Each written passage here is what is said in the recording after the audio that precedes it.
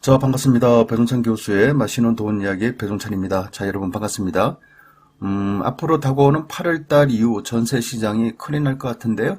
이는 계약갱신 만료를 앞두고 매물이 13%나 뚝 떨어졌다는 겁니다. 따라서 서울의 전세 시장이 불안하다는 거죠. 특히 반포 자이 아파트 같은 경우에는요. 같은 평수예요. 같은 평수인데 계약갱신 전세는 11억 5천만 원이 전세금이고 신규로 전세 계약할 경우에는 전세금이 무려 22억이나 이렇게 된다는 겁니다. 이처럼 엄청난 차이가 난다는 거예요. 따라서 전세 사시는 세입자분들 입장이라면 그렇지 않습니까? 갑자기 어느 날 갑자기 전세금이 10억이나 더 올려줘야 되니까 큰일 났다라고 봐야 되겠죠. 이러한 현상은 서울뿐만이 아니죠. 지방광역시의 대형 평수 아파트를 놓고 보더라도 전세금 3억 8천만 원 하는 것이 신규로 전세 계약을 할 경우에는 전세 금액이 7억 3천만 원 한다는 겁니다. 따라서 거의 전세금이 2배 가까이나 올랐다라고 봐야 되지 않겠습니까? 그래요. 이거 서울이 됐든 지방이 됐든 심각하다라고 말씀을 드릴 수가 있다는 겁니다. 20평대 아파트, 비교적 소형 평수의 저렴한 그러한 아파트 같은 경우에는 전세 계약 갱신되는 아파트 같은 경우 전세금은 1억 6천만 원인데요. 이에 반해서 전세 만기가 끝난 경우에 새롭게 전세 계약을 체결할 경우에는 전세금이 2억 7천만 원 내지 2억 8천만 원대로 1억 원 이상 전세금이 올랐다는 겁니다. 물론 이제 서울이나 대형 평수에 비해서 전세 금액은 3억 4억 내지는 서울 같은 경우는 10억을 더 주는 그런 경우가 아니라 하더라도 그래요. 지방광역시의 20평대의 이런 작은 아파트 같은 경우에도 전세 금액이 1억 6천만 원대에서 갑자기 2억 7천, 2억 8천까지 1억이나 더 올려줘야 된다는 얘기죠. 그러니 서울이 됐든 수도권이 됐든 지방광역시가 됐든 전세에 사시는 분들 입장에서는 정말 큰일이다라고 말씀드릴 수가 있겠죠. 특히 8월달이 될 경우에 더 문제죠. 임대차 3법이 2020년 8월달부터 시행이 됐으니까 이제 전세 계약 갱신권을 청구한 사람들이 전세 기간 만기가 도래된 거 아닙니까? 그러면 이제 신규로 전세 계약을 체결할 경우에는 이처럼 오른 전세 금액을 지급해야 된다는 거죠. 8월달 서울 전세의 악재 4가지를 살펴보면요. 첫 번째로 본다면 서울 입주 물량이 9년 내 최저라는 거죠. 2021년도 서울의 입주 물량은 32,689 가구였는데요. 2022년 올해 서울의 입주 물량은 21,417 가구밖에 안 된다는 얘기입니다. 더군다나 2023년 입주 물량은 23,975 가구이고요. 2024년 입주 물량은 11,181 가구밖에 안 된다는 얘기죠. 따라서 지금보다는 내후년이 더 문제다라고 이렇게 말씀을 드릴 수가 있다는 겁니다. 물론 이제 문재인 정부 들어서 주택 공급 200만 호 이상이다라고 했지만은 주택 공급이 그러한 계획을 하고 또한 신축을 하고 또 준공을 해야 될 거 아닙니까? 준공을 하고 이제 입주가 가능한 건데 이제 시간이 필요하다는 거, 시간이.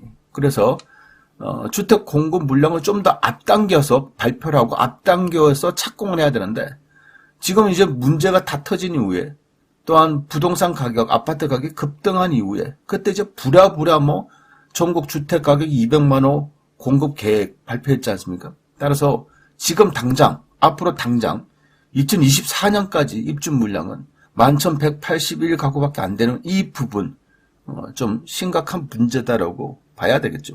그리고 두 번째로 본다면 계약갱신 청구 만기가 끝난 전세 수요의 발생인데요. 2022년 8월달부터 2023년 7월달까지 서울의 전세 수요 물량이 7만 1,000 가구가 발생이 된다는 겁니다. 참으로 문제죠. 서울의 입주 물량은 줄어드는데요.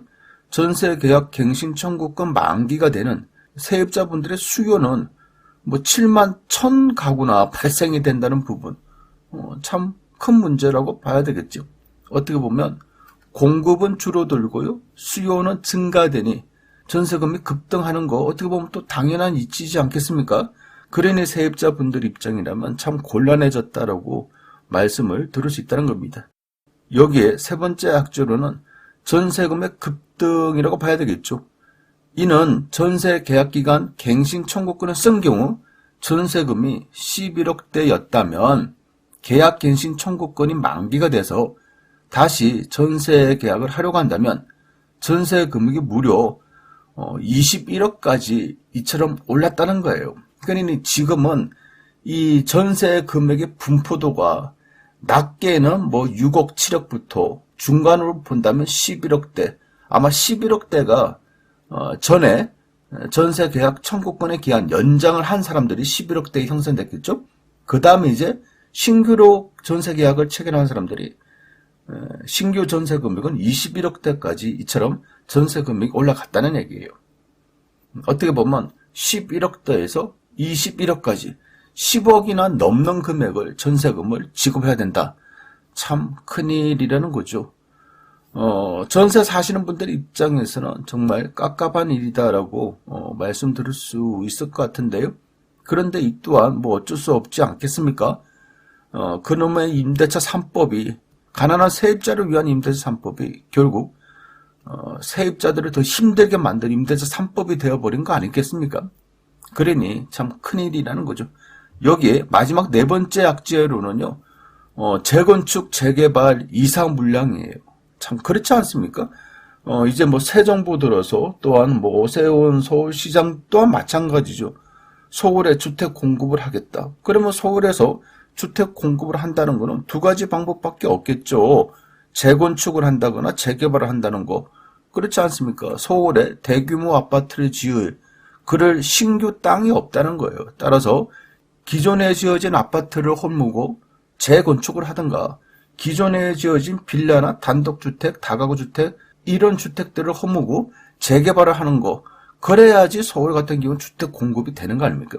그러니 서울 같은 경우에는 재건축이 됐든 재개발이 됐든 개발을 한다면 주택 공급을 한다면 당연히 철거를 해야 된다는 얘기고 철거를 해야 된다는 이야기는 누군가가 또 살고 있지 않습니까? 그러한 살고 있는 사람들이 다른 곳으로 임시라도 이사를 가야 된다는 얘기가 되겠죠. 그러면 이사를 가야 된다는 얘기는 이사 물량이 또 터지는 거 아닙니까? 이사 물량이라는 거는 전세나 월세 물량이 또 터지는 거고. 그러니 앞으로도 좀 큰일이다라고 봐야 되겠죠. 물론 서울 재건축은 내년도 상반기 계획 발표라 아직 시간은 좀 있죠.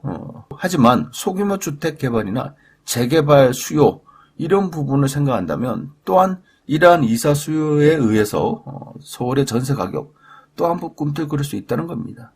이러하니 오죽했으면 서울시 같은 경우에는 임대차 3법에 의한 전월세 불안에 서울시는 대출이자 세입자들에게 대출이자를 긴급 지원을 한다는 겁니다.